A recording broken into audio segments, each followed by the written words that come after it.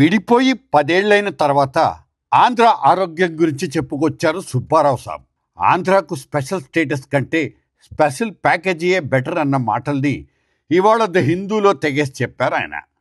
మన రాష్ట్రంలో ఆర్థిక శాఖ సెక్రటరీగా పనిచేసి రిజర్వ్ బ్యాంక్ గవర్నర్గా పనిచేసిన ఈ పెద్ద ఆయన ఇన్నాళ్ళు మాట్లాడకుండా ఇప్పుడు ఆ స్పెషల్ ప్యాకేజ్ దివ్య ఔషధం అంటూ చెప్పడం కొంత అసహనాన్ని పుట్టించిన నిజం మాత్రం అంతే కదా. కాకపోతే ఆ ప్యాకేజీల్ని కూడా సరిగ్గా అడగలేని మన ప్రభుత్వాల నీరసాల గురించే వచ్చింది సమస్య. వ్యవహారం సున్నితంగా ఉన్నప్పుడు ఏం చెప్తే ఏమవుతుందోనన్న అనుమానాలు భయాలు ఈ బ్యూరోక్రాట్లవి. ఆయన రిటైర్ అయి చాలా కాలమైనా ఎందుకో మరి ఈ విషయంలో మాత్రం ఇప్పుడే పదవి విప్పినట్లు కనిపిస్తుంది.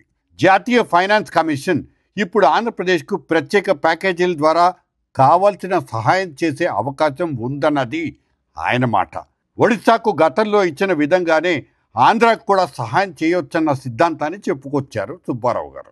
అంతేకాదు ప్రపంచ బ్యాంకు లాంటి ఆర్థిక సంస్థల నుంచి సులభమైన తక్కువ వడ్డీకే ఆర్థిక సాయం అందుకోవచ్చంటూ కూడా సెలవిచ్చారు ఆయన. విభజనాంధ్రప్రదేశ్కు జరిగిపోయిన నష్టానికి కేంద్రం బాధ్యత వహించాలి, విభజన హామీల్ని నెరవేర్చాలి, నష్టపోతున్న మొత్తాన్ని పూడ్చాలంటూ రూలు పుస్తకాన్ని చదివినట్లుంది ఈ వ్యాసం. అందరికీ తెలిసిందే అన్యాయంగా విభజన జరిగిపోయిందన్న మాటను స్వయంగా ఆనాడే కేసీఆర్ అన్నారంటే అన్యాయం ఏ రేంజ్లో జరిగిందో ఊహించుకోవచ్చు. పార్లమెంట్ హాల్లో ఇచ్చిన ఉత్తుత్తి హామీలన్నీ గాలికే కొట్టుకుపోయాయి. కారణం వాటికి చట్టబద్ధత కల్పించకపోవడం మాత్రమే. ఇన్నేళ్లైనా ఈ విషయాన్ని మాత్రం ఒప్పుకోలేదు కొంతమంది పెద్ద మనుషులు. అధికారంలో పార్ట్నర్లైనా సరే లేనిపోని భయాలతో బాబు వేస్తున్న అడుగులు మాత్రం పనికిరావు. ఇప్పుడు ఎవరూ స్పెషల్ స్టేటస్ల గురించి అడగడం లేదు కదా. ప్యాకేజీలకు కన్విన్స్ అయిపోయారనే ధోరణిలో ఆ కేంద్రం పెద్దలు గట్టిగానే అనుకుంటున్నారు. ఆంధ్ర అంటే అంత ఈజీగా తీసిపారేయలేమన్న బలమైన ముద్ర పడాలి.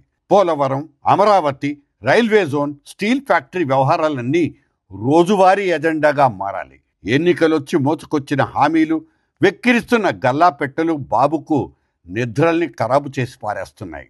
ఎవరిన్ని ప్యాకేజీలు ఇచ్చినా ఎంత డబ్బు అప్పిచ్చినా అదంతా చిల్లికుండలో పోసినట్లేనన్నది మనలాంటి వాళ్ళు ప్రతిరోజు ఈ ప్రభుత్వాలకు చెప్పాల్సిందే.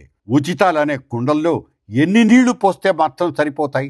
ఉచితాలు వద్దని మేం చెప్పలేమని చేతులెత్తేసింది ఆ సుప్రీంకోర్టు. అసలు ఆ వ్యవహారం వస్తేనే సైడ్ ఇచ్చుకుంటుంది ఎన్నికల కమిషన్. ఇంకెవడొచ్చి చెప్తే ఈ రాజకీయ పార్టీలు వింటాయి?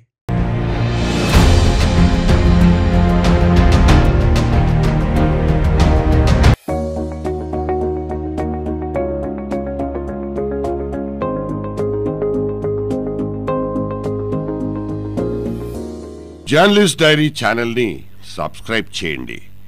ఎప్పటికప్పుడు జర్నలిస్ట్ డైరీ అప్డేట్స్ నోటిఫికేషన్స్ కోసం బెల్ ఐకాన్ మీద క్లిక్ చేయండి.